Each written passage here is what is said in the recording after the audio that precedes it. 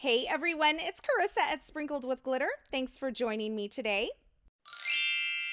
Today I am creating these very clean and simple stationery inspired cards, and I'm going to be featuring the Fancy Blooms stamp set.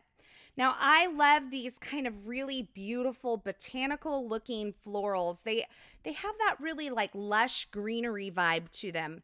And I saw an image on Pinterest when I was searching stationery, and it was actually some digital artwork, and that's what inspired these projects today. And I'll be sure to link that over in the coordinating blog post so that you can check out that inspiration image. So I'm starting out by creating my card base, and I'm using some craft cardstock today. That's cut to 4 1/4 by 11 and then scored at 5 1/2 to create a top folding A2 size card base.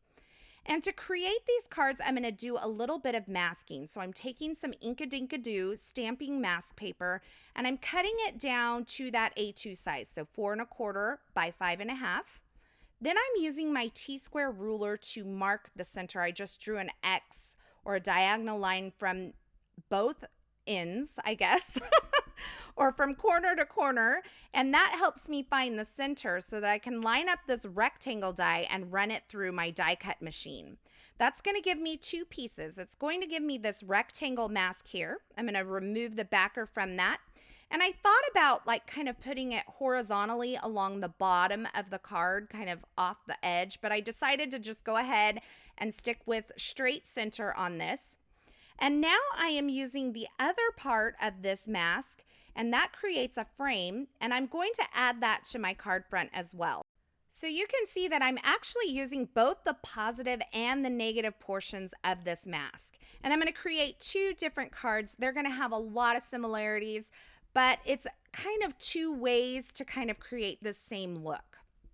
So now I'm taking my Fancy Bloom stamp set. I'm inking up this stamp with some VersaFine Onyx Black pigment ink. And in hindsight, I probably should have used my Misty. And also in hindsight, I probably should have just picked a really nice, good dark black dye ink, because this is a pigment ink and it gave me a little bit of trouble when I went to go and add a heat embossed frame. I tried to remedy that by heat setting this first, but I did not do a good job. So in hindsight, maybe I should have used just a nice, good dark black dye ink instead. So I've taken another image from this Fancy Bloom stamp set, and I'm stamping it on this other card that I'm creating. I'm just kind of going in from the upper left corner and the bottom right corner on each of these cards. And then I'm going to go ahead and, like I said, heat set that. Now, I would have heat set this longer, but the heat was causing the masks to kind of peel up, and I still wanted those in place because I'm going to create a frame around those masks with some embossing powder, and I wanted to leave them in place.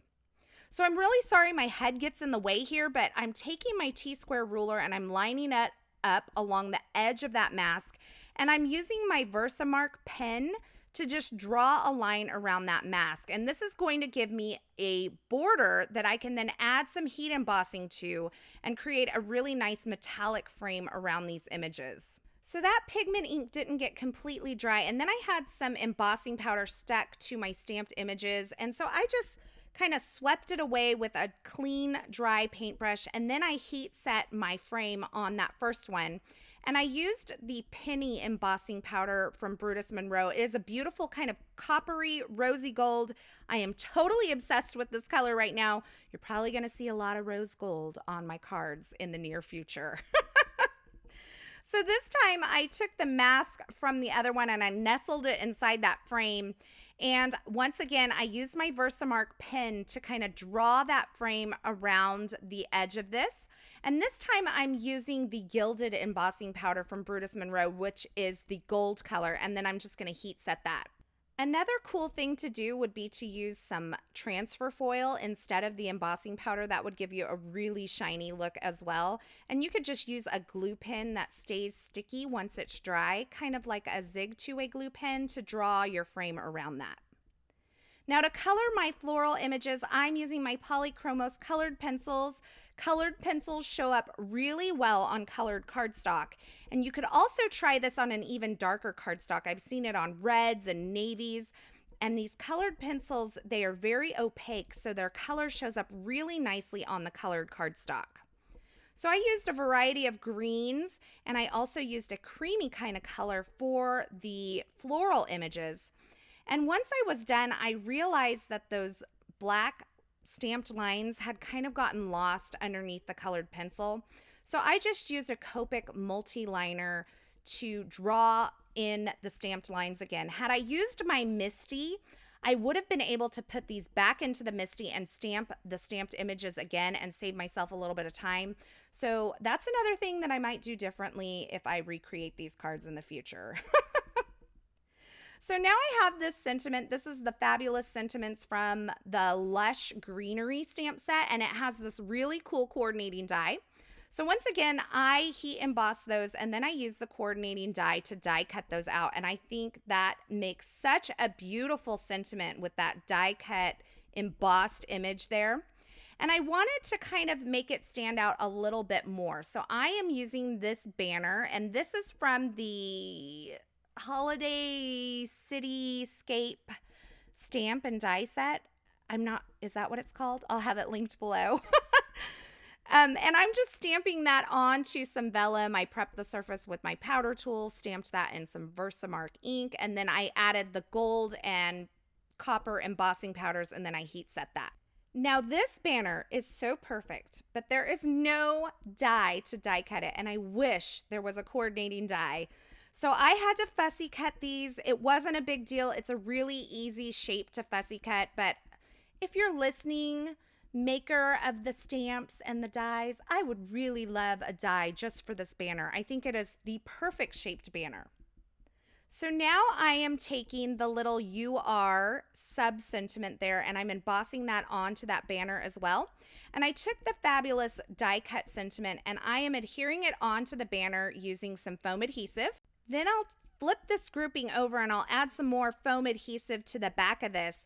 And then I'll adhere it onto my card front, kind of in the lower left-hand corner, kind of to offset the floral images there. And I think that these cards are so beautiful. I did the same thing on the copper one, kind of the same positioning.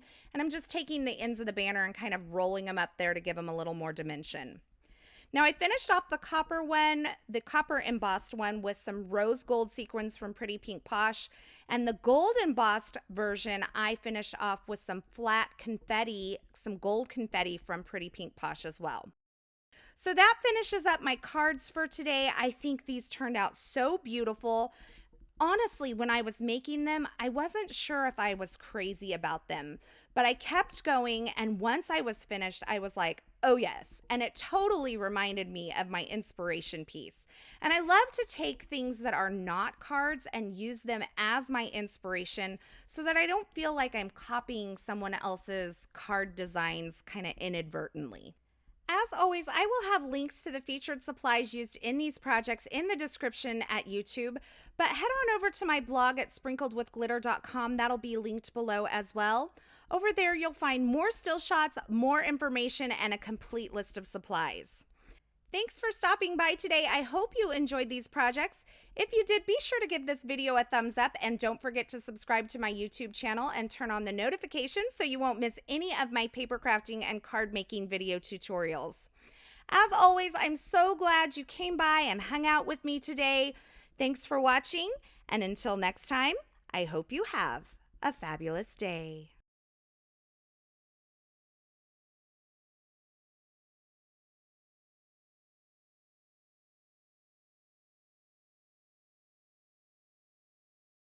Hey, thanks for sticking around to the very end. You know, if you've made it this far, you are one of my favorites.